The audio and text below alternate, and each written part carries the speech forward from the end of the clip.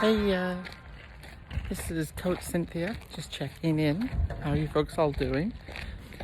I'm just outside the beautiful Kenwood House in Hempstead Heath. If you've seen other videos, you'll know that that's kind of the central part of London. Just walked to this beautiful place from the park entrance. It's about 3.5 kilometers. So it's kind of a walk. Now I'm taking a different direction back to deal with it. So a whole bunch of things to share with you and talk about. I don't know the length of the video at this point. So, they always talk about that the only constant is change.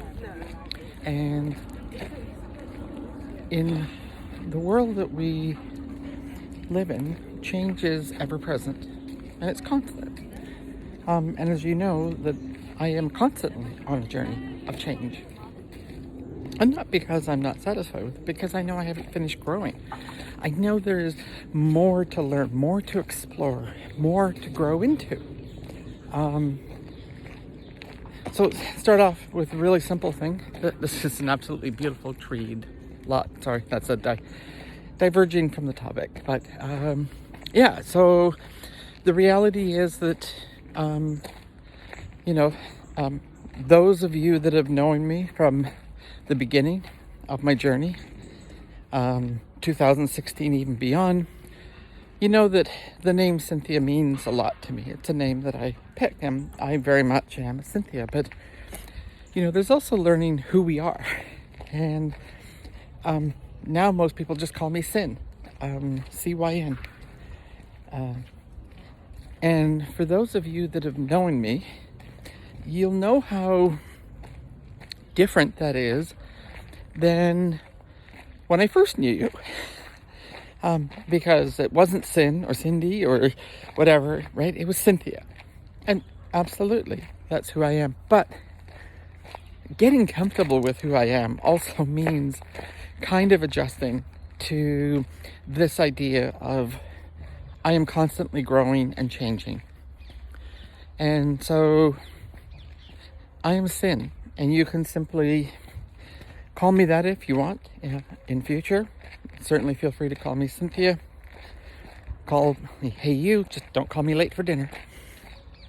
But anyways, the topic for today that I really actually wanted to dive into with you was a really intriguing one. And it's intriguing because of where it came from. The whole concept came as I was kind of processing this, and I'll connect the dots for you, but it came from this idea of penance. And in my whole life, I've always had this concept of, quote, paying penance. And the trigger in this particular case was some of you know it as the little green car. Some of you know it as my father's MGA that I had restored. But regardless, it is not mine anymore. It has been sold. And it really was at a point that I had no emotional attachment to the car because I had done the penance of doing what my father never could in restoring the car to a place that he would be very proud of, using the color scheme that he had picked and so forth. The very first time I drove it, my kids know this. My son, I think my son and daughter were both with me, but we went to my father's graveside, and that was, quote, the first person that I took it to show, because it was about resolving somehow what I thought I had to do that in order to, quote, make penance. And really that's been a theme of my life. But as I reflected on it, the way that I did penance, and it manifests in lots of different ways, but it's this whole idea of, because I had the means to, paying for things was an easy way to do it. Now I don't have the means anymore, so I'm having to learn different ways to do it, and whether or not I really need to do penance at all. And so it was so intriguing that, as I looked at it, that, things like in order to make friends, that I would pay for dinners. Well, that made it easier. I didn't have to really work at being a friend because people wanted to be my friend because maybe I would pay for the occasional meal or whatever. That's a really, really simple, almost trite example, but I've done that through my life. And of course, I'm about acceptance. And so it really got me thinking, well, if this has been the thing at my home, then, how does that kind of sit? Because obviously there was, quote, penance to pay in getting divorced. I certainly felt a lot of guilt through that. I've had some friends disconnect and pull away. Some recently, some, when I first transitioned. So, there's and so do I have this concept of penance that needs to be paid by each of these folks? And then it kind of made me think of the reality is you've heard me say it lots, right? You can't change someone. You can only change yourself. So in look to whether it be, past friends or family, or, co-workers, whatever it is that is in your life, and you feel that somebody owes you penance. And penance could be as simple as an I'm sorry. That's nice, but you're asking somebody to do something that obviously, if they haven't done it, they don't want to do it. And again, that's only your point of view. They will have their point of view, and perhaps you owe them a sorry too. So the idea of acceptance in this is to, again, accept, to accept those things I cannot change. I can't change another person. I have to accept that. I don't have a choice. And so really going deep in myself and realizing that my pursuit of constantly growing is not a penance to myself, but I know that I haven't reached the point where I feel fully authentically myself. I feel myself in so many ways. I am sin. And I'm fun and I'm flirty and I have a great smile and a warm heart. And I know that about myself. And I know that's what attracts people. Not anything else. Nothing, as trite as a meal. How ridiculous was I? Thinking that was what it took. But that's also lazy, right? Because when you have means, in one way or another, you end up taking the easy route. And I had just shared this with the group recently, and I said, the journey to being your authentic self means finding the best path to yourself, not the easiest. And so I really think a lot of these ideas were kind of starting to gel in my head and connect the dots as I do. And I love that about myself. I love that I'm constantly curious, that I'm constantly pushing and exploring and really trying to understand myself and relationships and people, but more so just my journey. And so with that, it was really this idea that I just got to turn this way. You got to see this just gorgeous field here in the park. We're still on the Kenwood House property, by the way. It just, what does that look like in your own life? What does it really manifest as? And is it something that you have a means to deal with in some other way rather than doing the deep work, the hard work? And what are you doing to address that? Because ultimately, when you're faced with the journey to become your authentic self, it's about the deep work. And you can't get there if you take shortcuts. So I leave that with you as a thought from beautiful Kenwood House on Hempstead Heath. And I ask you to consider whether or not there is something in your life that you can grasp and hold on to as a way to do the deep work to find your authentic self and be able to challenge yourself to grow rather than pay penance. Not COVID. Remnants of a chest infection. And that's really what I wanted to challenge you with today. Remember that acceptance teaches you that you need to accept yourself first. Easier said than done, for sure. And acceptance is also about learning to accept that you can't change others. That is a harsh reality of the process. And in doing so, that if others are negative influences in your life, you do have a choice.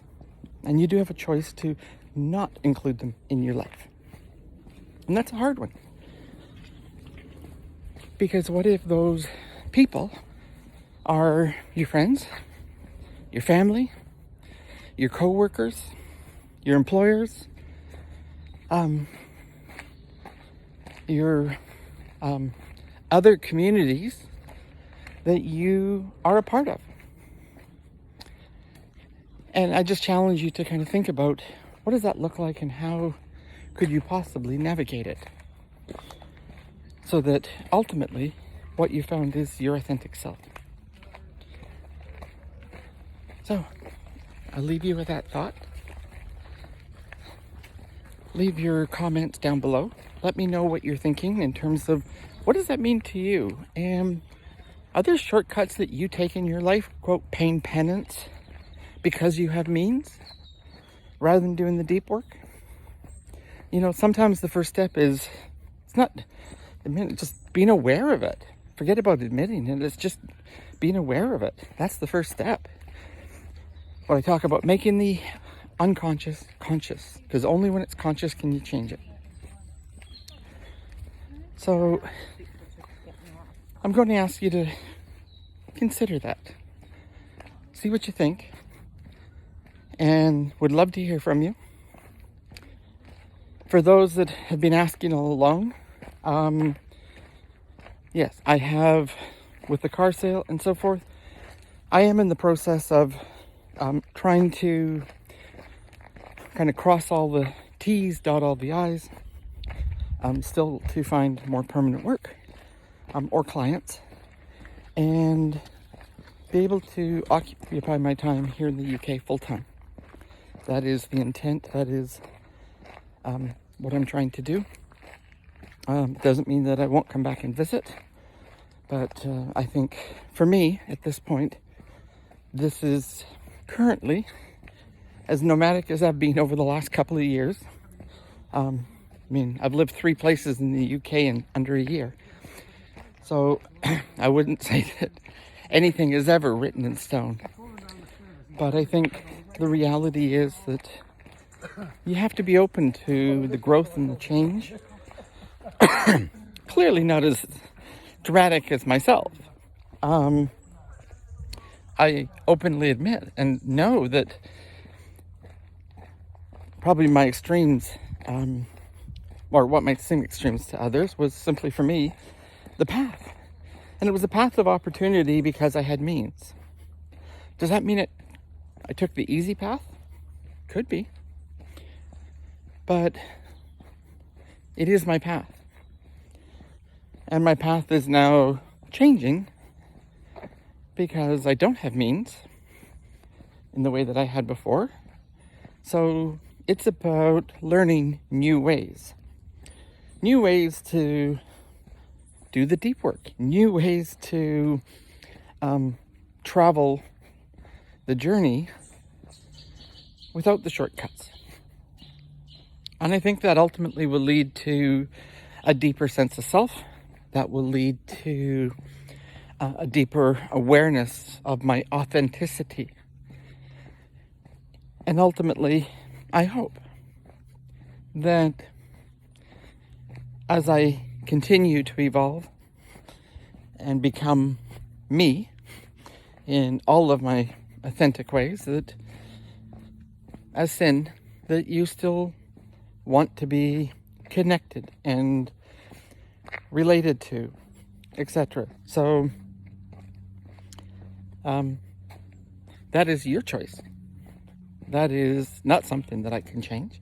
That is not something that I even have the right to demand. Is it something that I desire? Absolutely. So thank you for taking the time to be with me on this little bit of a walk. I've got quite a few kilometers still to go, but I hope that you've enjoyed seeing some of the background of this beautiful old growth forest. And I really hope that you take a look. Like, they've got some gorgeous, gorgeous old trees in here. It's just amazing. And this is one of the places that I come to get centered. And so that's why I'm sharing this with you, because it's in a place that I'm centered and grounded. And I can share it with you without it becoming overwhelming. And before I started recording, I just talked to my kids and I was tearing up. We were just texting back and forth, but it was so emotional for me in that moment because I'm so open. I'm so open for you. I'm so open to the universe. I'm so open to life. And I really think, for me personally, that is what being authentic, for me, seems to be becoming, is that I grab life by the horns and hold on for dear life and just enjoy the ride. It could be a rough ride. It could be a bumpy ride. It could be a beautiful ride. But it's my ride. And yeah, I'm looking forward to read your comments. So you take care. Sending love and hugs to all of you. Cheers.